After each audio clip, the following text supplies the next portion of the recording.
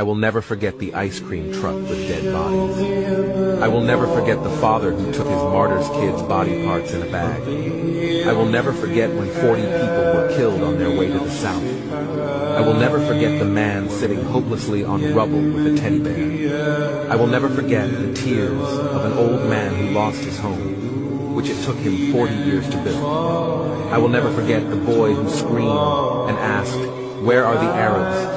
I will never forget that they performed surgeries without anesthesia on the streets. I will never forget the hospital's ground filled with martyrs' children body parts. I will never forget the mother giving last hug to her child.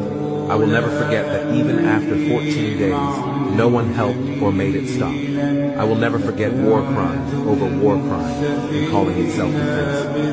We will never forget the silence of all Muslim nations, even those who call themselves nuclear powers.